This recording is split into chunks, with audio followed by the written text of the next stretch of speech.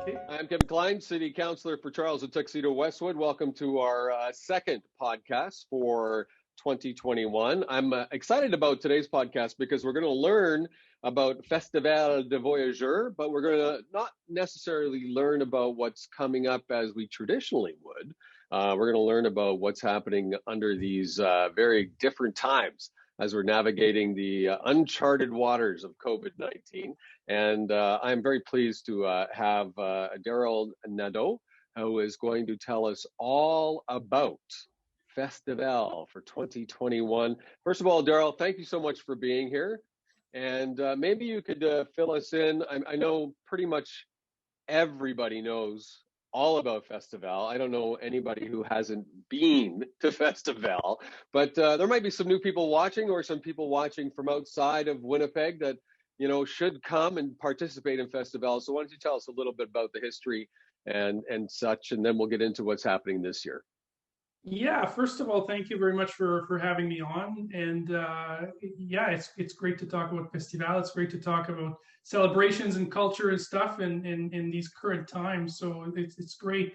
For those who don't know, Festival is actually 52 years old today.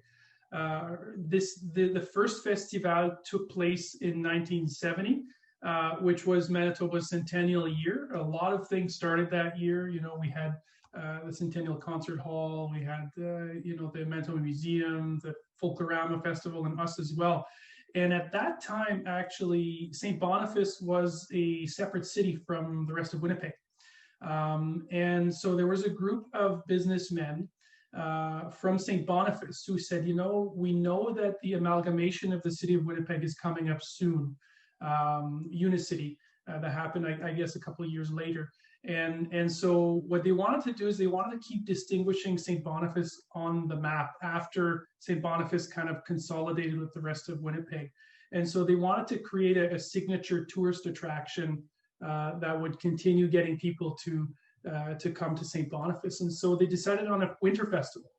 And so this was the St. Boniface Chamber of Commerce that decided on a winter festival. And with the collaboration of the provincial government at the time for the centennial, they staged a winter festival. And they didn't initially think of the theme of the Voyageur. That came organically during discussions, but eventually they narrowed down the theme of the Voyageur, which has a very distinct kind of French-Canadian feel to it. And it anchors the festival in a real history in terms of a real kind of era, which is the early 1815s that Festival du Voyageur celebrates. So 1800s, 1815 is the specific year that we represent at Fort Gibraltar with our costumes and all that kind of stuff. So yeah, they set that up in 1970 for the first edition. And, the first editions were much smaller. And in the late 70s, Fort Gibraltar was built, which really magnified, amplified the history portion of the festival, and the rest is history. The festival has had ups and downs in terms of finances, in terms of snow, in terms of different eras, but right now it's definitely one of the signature attractions for Manitoba. It's the largest winter festival in Western Canada, and it's absolutely the largest francophone event or celebration of its kind in Western Canada as well. So we're very proud about that.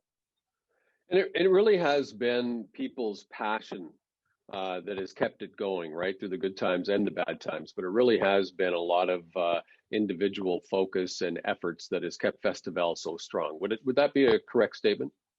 Absolutely. I think the choosing of the Voyageur theme and the choosing of a real history and heritage as the theme compared to other festivals that might use kind of a mythical figure or something like that really helped galvanize people's passion and support for it, because some people identify with that history. Some people just, those are their ancestors, right? So that certainly has helped people connect with the festival. And so we are also trying to expand that connection as well, because there wouldn't have been a fur trade era without Indigenous peoples, right? The voyageurs were trading furs with Indigenous people. So for us, we want to tell the story of both sides of the voyageurs, but also the Indigenous people, so that more people identify with the story, with that era as well. But we feel that anchoring it in a true story is really key to driving that passion in folks. So, and I couldn't agree with you more. I think that is the best way. What do you think, if I was to ask you, if you're talking to somebody that's younger or a parent, really, why is it so important that we continue this on for years and years? This isn't something that really should go by the wayside, or that we let slip into something or morph into something different or get joined in. This really does have to stay specific to what it is, and I think it is because of what you said, the story. But why is that so important to keep telling that story? Well, it's a strategic decision for us to, there's always debates about, should Festival be exclusively for French people? Should we only speak French at Festival? Should it be bilingual? Should we have English and French artists and all that kind of stuff? So we focus primarily on the fur trade era, the history of French speaking Manitobans, but also Indigenous peoples that were connected to it, and the Métis people who were born out of those exchanges as well.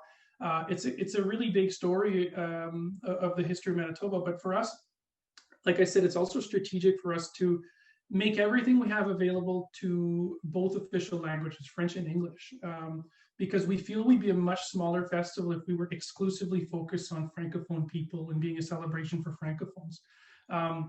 For me, there's nothing that gives me more joy when I see, for example, an Anglophone band go on stage and say a few words in French and say, I don't know a lot of French, but here's a couple of words, and they join in, right? Or for me, for example, one thing that I really enjoy is at the end of the evening, at midnight when the park closes, I go to the exit and I say, thank you very much. Thanks for coming. Merci beaucoup, all that kind of stuff. And I say it in French, and you'd be very surprised at how many people respond to me in French. So either they're Francophone or they're making an effort to respond to me in French. And that's a real impact, right? It really puts the fact that Francophone people exist, it puts it on the map, it puts it on the radar for people, because it's easy to forget. We're a small community. If you don't go to St. Boniface very often, we don't have bilingual signage everywhere in the city, in the province. There's some here and there, but that's really the time of year where people go, oh yeah, there's a lot of French culture and French people here, and it's not just Manitoba, but other provinces take notice too. As I said, we're the largest Francophone celebration in Western Canada. So for me, it's an inclusiveness. It brings everyone into the French family and French hospitality and all that kind of stuff. And I think that's super important for the survival, but also the growth of the Francophone community here in Manitoba. I couldn't agree more. I think it's great to hear that story, that people are, doing their best to speak French. It is very respectful. And I think, I know my kids all speak French, and I think it's very important. It is, I think, important not only for them, for life, but for their career. And I know that I hope that they do that with their children and so on. But it's who we are. It's a part of our history as Canada, and it's such a beautiful language. It really is a beautiful language. So tell me now, because we are hit with COVID, it really does change Festival a lot, doesn't it? I mean, this will really alter what the festival will look like, and what have you done to still celebrate the history of Festival du Voyageur and tell the story? Yeah, absolutely. Things have changed. The whole world has changed, and we have to adapt. And we're very fortunate that we were able to have a 2020 festival in February, just before, weeks before the pandemic shut a lot of things down. So we're very fortunate for that. And the other fortunate part of that is we've had the most amount of time of any event to observe and see how society has evolved, see how the restrictions have evolved, see what people respond to, also see what other events have tried and been successful at, and some of them have been less successful at. So we've had the luxury of having 11 months to fine tune what we're going to be offering this year. And we were very hopeful to have some in-person activities, depending on the restrictions. I remember back in April where people are, this will last a month or two, we'll be fine by the summer, it'll go away and all that. And of course, that's not how things played out. We were hopeful even, before the holidays to see that, restrictions might slow down and we might be able to have some sort of a distanced walk-through outdoor experience of some sort at the park. But given the uncertainty still after the holidays, we've decided to go entirely virtual. But entirely virtual does not mean it won't feel like Festival. It doesn't mean that we're sacrificing any of the signature experiences. So to give you an idea of what we're going to be doing for our virtual programming, so our festival is usually 10 days. This year it's February 12th to the 21st. And we're going to have 8 evenings, or 8 days or evenings of concerts, 60 to 90-minute concerts, which will be in bite-sized chunks, because we've seen other events try to do one day with 3 to 4 hour concerts, and we're like, this is just not how people consume content online. You know, an hour is almost the max for people to have Zoom meetings and things like that. So we've chunked our programming over 8 days, and there'll be different themes. Some nights will feature more Indigenous artists, some nights will feature more Anglophone artists, some nights will feature more Francophone artists, and we aren't expecting people to tune in every one of them. People will pick and choose their own adventure, similar to at a regular festival where people pick and choose the tent they want to go and the night they want to go, and do that. So we feel there'll be a lot of choice. We are the festival that hires the most local artists, musical artists, of anyone in Manitoba, I mean. And this year will be no exception. So we usually hire about 150 artists for regular festival because we have 5 stages at once for 10 days. This year, of course, we have less stages and less programming, but we're still going to be hiring about 40 artists, which is, again, the most of any virtual festival we've had this past year. So we're very proud to be supporting local artists and doing that. So that's going to be the heart of our programming, is going to be the musical, the shows that are online. But we're also adding a bunch of other experiences. So we're going to have 6 pre-recorded videos that we're going to be releasing throughout February that focus on Métis heritage, and specifically Franco-Métis heritage. So we're very excited about those. And with the support of Safe at Home, the Safe at Home Manitoba grant program, we're going to be producing also another 6 videos that'll teach people how to celebrate Festival from home. So for example, one video will teach people how to build a snow sculpture in their backyard. Another video will teach people how to boil maple syrup in order to make a taffy on ice or on snow in their own homes as well. Another one will teach people how to make French Canadian food. So, you know, tourtières, pea soup, sugar pie, things like that. We'll have another video that will teach people how to do the Voyageur games with their kids. So, you know, the jambette, the leg wrestling, and things like that. So we're hoping to encourage people to come together as a family and you know, play that video, and then it's okay, we're going to spend the next couple hours doing this festival experience together. So that's really a signature part of what we want to do. Not just play a video and then you forget it right after, but play a video and then spend a few hours together, you know, doing whatever was in the video. Wow. I mean, first of all, the local artist factor that you added in, thank you very much for that. Because I can't imagine how difficult the last several months, almost a year now, that it's been for local artists. And the fact that you're doing that, people have to support that, because, you know, I can imagine that the logistics of putting this together must be very hard. And the fact that you're still going out there, you're still presenting that local talent and stuff, thank you very much, because they need this recognition, they need this opportunity. And I think that it's just wonderful that, you know, Festival is going above and beyond to make sure that continues. So thank you for that. And for the online videos, I think that's fabulous. And pea soup is probably the best. Like that's the family favorite in our place. And I'm looking forward to that. But you know, a big part of it is of course the snow sculptures, right? The art, yes. The artwork behind that. Is that going to be continuing? Absolutely. And this year, actually, we've had unprecedented responses from different groups in levels of government as well, in terms of snow sculptures. So we're going to have more snow sculptures than ever this year. We usually build 5 to 7 sculptures on our own festival, and usually they're at the park.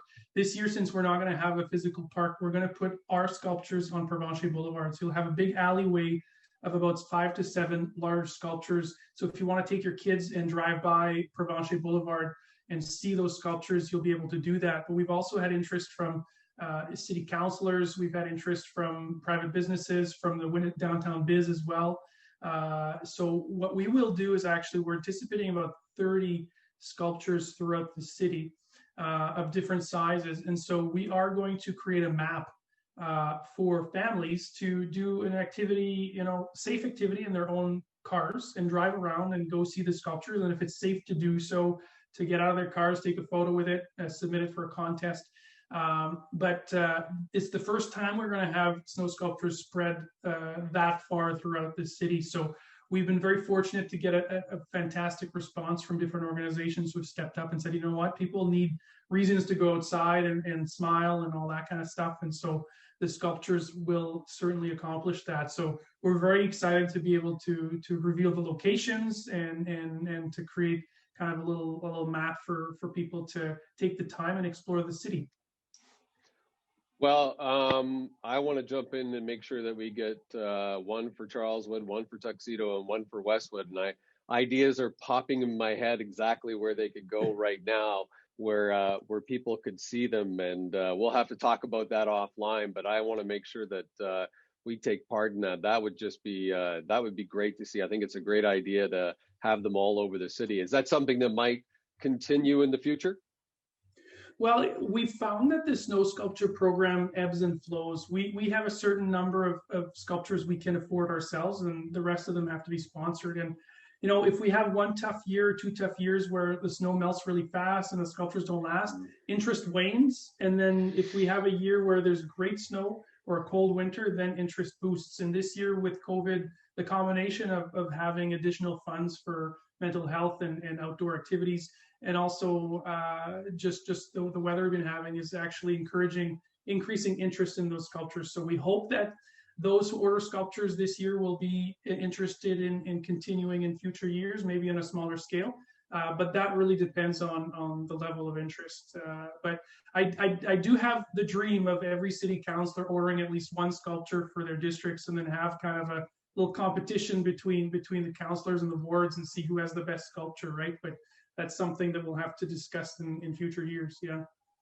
Yeah, no, I think that would be very fun. And it'd be nice to get schools involved in that, or the school-age kids anyways, because it's a learning opportunity at the same time to be involved in that. But I'm excited. We absolutely have to talk about that. And it is something that it would really be interesting to have it city. Like, it would be so much fun to have it citywide. I remember years ago, they had the bear program, cancer care, where they had the bears. Yes. Yeah. And they were, that was wonderful. They had them throughout the city. It was great. It raised a lot of money. And this is part of who we are. I mean, if you go back, and you can go all the way back 100 years and more. And this is what started this area of the country. So I think this is fantastic to recognize that. Looking forward to those sculptures. From that point, is there more, now I mentioned the kids, is there more programming that might be available for kids this year or into the future? Yes, absolutely. So we have a very large school program that we run every year at the festival that actually attracts about 10,000 to 11,000 kids as a field trip to come physically to the festival. Of course, this year that's not possible. But we've pivoted our school program this year to be virtual, and so we're offering free downloadable activities to teachers. We're also offering craft kits, Voyageur themed crafts that teachers can order and do with their kids in class. And then we're also offering live Zooms that feature either musical artists or historical characters in costume talking about history as well. And the response from schools has been tremendous so far. Like I said, we usually have about 10,000 kids in person. We're so far at 5,000 kids in a virtual program and counting. There's more adding to that. And we're reaching provinces that we wouldn't be able to reach normally with an in-person school program. We're getting interest from BC, Alberta, Ontario as well that have booked the school programs. So it's giving us a different audience, a different reach. And we're just so glad that schools are jumping on board, because kids need more interactive. They can't do field trips this year, so why not bring the field trip to them in the classroom? And then for kids outside of school, we're creating a whole kids zone on our website that will have all sorts of downloadable activities. We'll have videos, we'll have concerts as well, specifically aimed at kids, so that if parents say, you know what, I'm used to going to Festival with my kids every year. What can I do this year? Well, there'll be a website that has everything you could do and more with your kids from home to celebrate Festival. So we're definitely going to be setting that up to not forget about our audience that includes parents with young children. You guys have been doing an awful lot of work. You gotta have all the bases covered. Do you Yeah, I there's a think this couple is going more. to be a harder year. Yeah, absolutely. There's a couple more bases too, actually, because the food and the drink is actually a huge part of Festival. Yes. And we're working with Promenade Cafe and Wine in St. Boniface, who will be creating meal kits that are Festival themed, that you can order French Canadian food. If you don't feel like making it yourself with the videos that we're going to be presenting, you can order it. And so we'll be putting out details on how people can order French Canadian food right into their homes. And last but not least, people love the ice glasses, right? The ice shot glasses, the caribou, and all that kind of stuff. So we're working with Patent 5 Distillery to create a couple of signature cocktails that include caribou and maple syrup.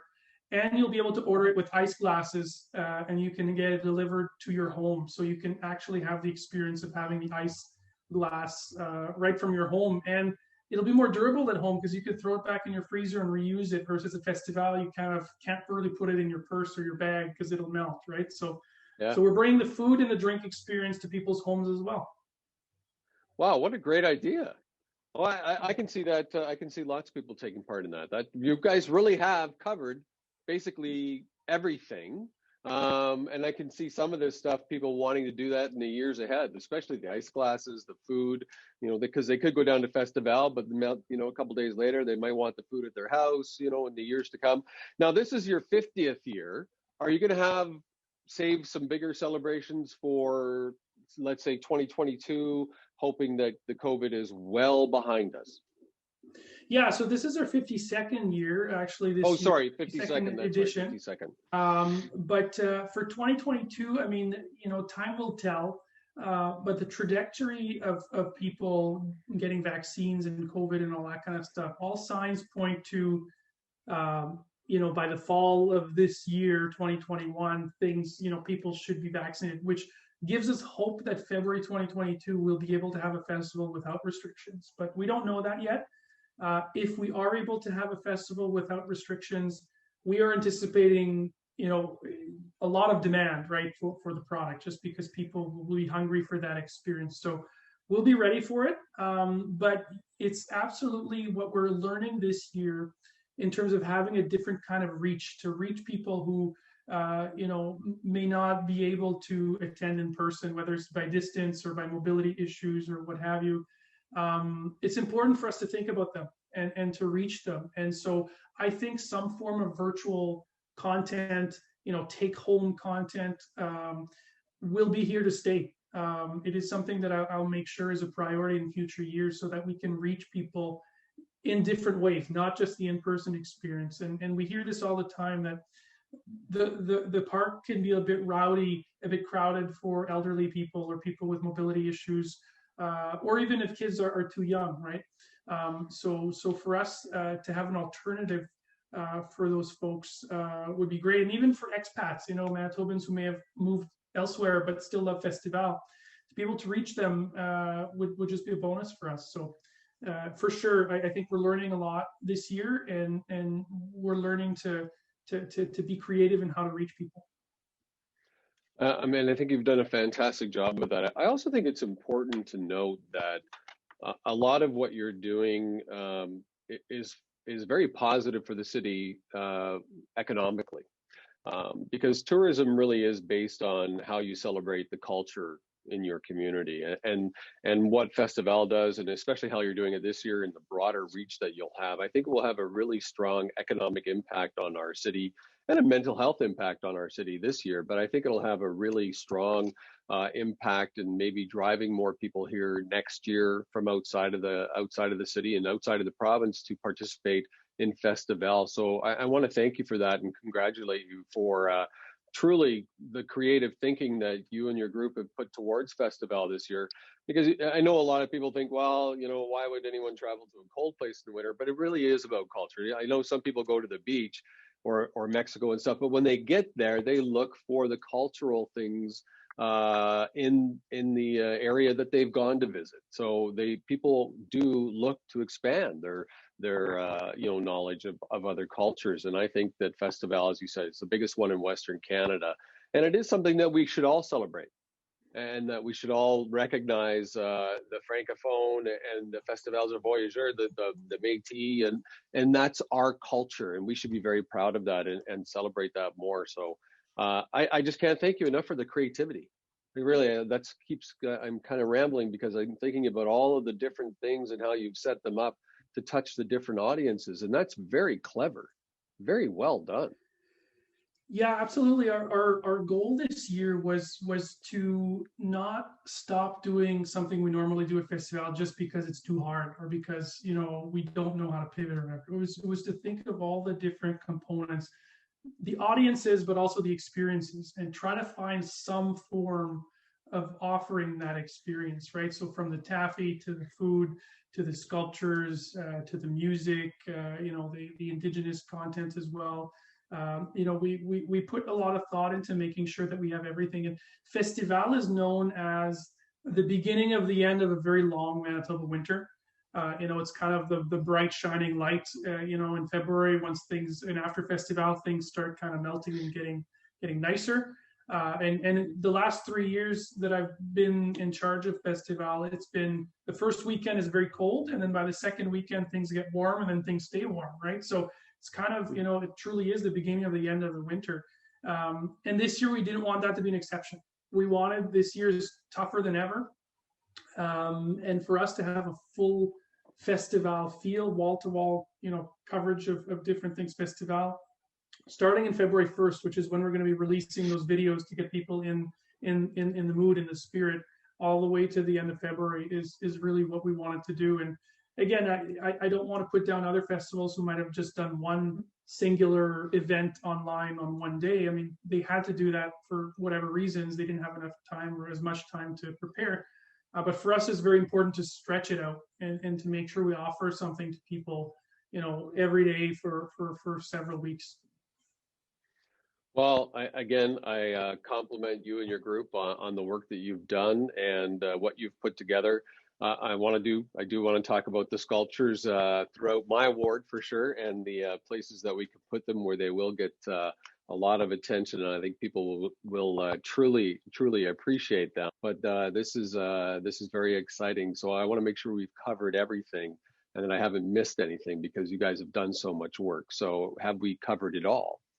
Yeah. I guess the only thing we haven't covered is we're going to be launching new merchandise very shortly as well that has our 2021 logo, which was developed for a second year in a row with local artist Jordan Stranger, who's totally brilliant in terms of the art. And this year's logo really represents unity.